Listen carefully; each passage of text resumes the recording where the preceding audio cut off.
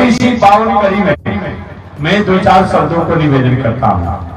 मैंने प्रथम दिन निवेदन किया था, मानव जीवन में संत, सत्संग और ईश्वर, इन तीनों का बहुत बड़ा महत्व है। संत का भी, सत्संग का भी और ईश्वर का भी।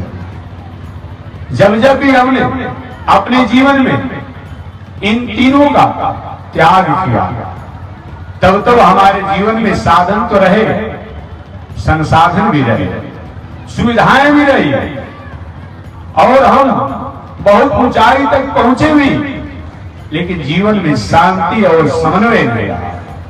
अतः जीवन में शांति और समन्वय के लिए हमें संत, सत्संग और ईश्वर की आवश्यकता है। आपके मन में यह प्रश्न होगा, ऐसा कभी हुआ है क्या कि संत, सत्संग और ईश्वर को त्याग करने के कारण जीवन में कई विषम परिस्थितियों को हमने प्राप्त किया है? तो मैं 2-4 दिनों से उदाहरण बताते आ रहा हूं। रावण का इतिहास मैंने बताया, क्या नहीं था उसके पास, बस इतना ही जानिए, क्या नहीं था। अर्थात संत, सत्संग के अलावा सब कुछ था। उसके पास इतनी शक्ति थी, इतना ऐश्वर्य था, इतना प्रभुता थी कि जमराज भी डरते थे कि कहीं हमारी मिली जुट्टी के दूसरे जगह मत कर दी जाए। जिला साहब अच्छे होते हैं, जेल सुपरिटेंडेंट भी अच्छे होते हैं, लेकिन कहीं न कहीं किसी के द्वारा बहाली होती है ना, उस व्यक्ति से तो डर बना रहता है। थाना अध्यक्ष भी अच्छे हैं, लेकिन उनको यह भय बना रहता है कहीं थोड़ी सी हमारे ऊपर कहीं रपट अच्छा और भला बुरा के मत आ जाए, डरते रहते हैं। जमराज से हम लोग डरते हैं, और किसी से कोई डरे या न डरे, किसी को माने या न माने, लेकिन जमराज को तो सब लोग मान लेता है। जमराज मेरे मृत्यु, जमराज मेरे क्या होता है? मृत्यु। मृत्यु को कौन नहीं मानता है? सब मानते हैं। नास्तिकों को भी अपने आप ने किए, भले ईश्वर को नहीं मानता है, धर्म को नहीं मानता है, कहते हम ईश्वर को नहीं मानते हैं, हम धर्म को नहीं मानते हैं, हम देवी देवता नहीं मानते हैं, हम पूजा पाठ नहीं मानते हैं, लेकिन ये नहीं कहता है कि हम मृत्यु को नहीं मानते हैं। ऐसा कोई है जो कहने वाला हो कि मृत्यु को नहीं मानते हैं? अब तुम नहीं भी मानोगे, इससे क्या हो जाएगा? क्या मृत्यु तुम्हारे पास नहीं आएगी? मृत्यु तुम्हारा नहीं होगी। इसलिए यही वही केसेसु बताया गया है, ये हमेशा मनुष्य के जीवन में कितना भी ऊंचाई पर हो, लेकिन एक सूत्रों को जीवन में याद रखें, यही वही केसेसु। मृत्यु जो है हमारी चोटी को पकड़ रखा है, कब हम काल के गाल में चले जाएंगे, इसको कभी अपने आप में त्याग नहीं करना चाहिए, भूलना नहीं चाहिए। नहीं करता है और कहीं जीवन में विषम परिस्थिति आ जाती है तो शोक नहीं करता है। यही तो बड़े लोगों की पहचान है, यही बड़े लोगों की पहचान है।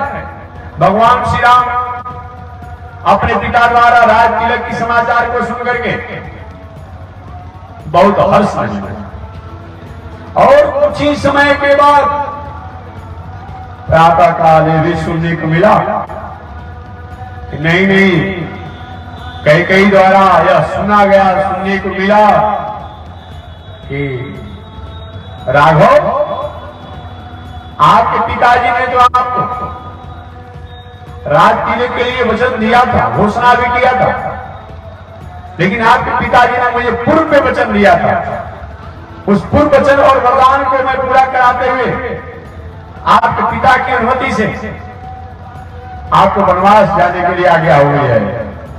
थोड़ा सा भी शोक नहीं हुआ, कष्ट नहीं हुआ, तैयारी कर दी।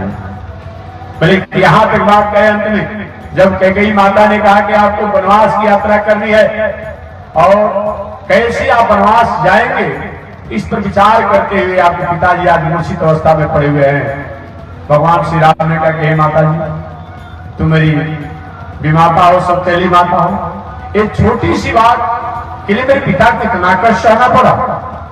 मुझे वनवास जाने की बात अगर होना था तो तुमको सब आकर कर देना चाहता, मैंने तुम्हारी आज्ञा को हमेशा माना है, मैं चला जाता, लेकिन पिताजी को तुमने इतना कष्ट पहुंचाया कि आज मूर्छित अवस्था में है।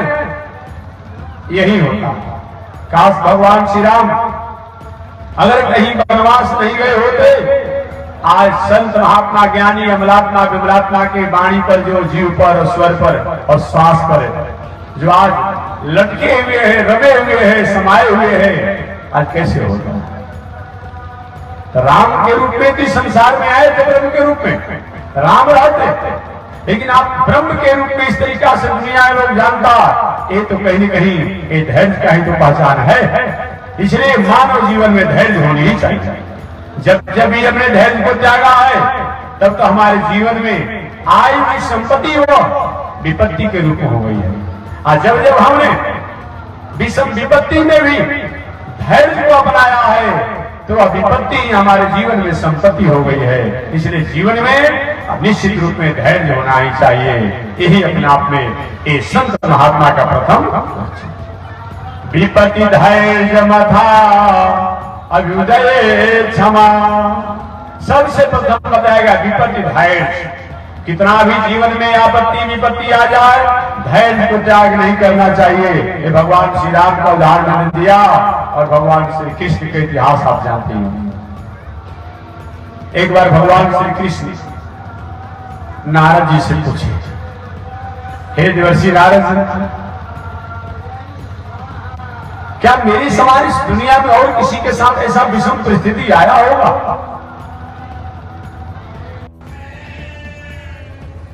अश्वत्थ गुरुभ्यो नमः।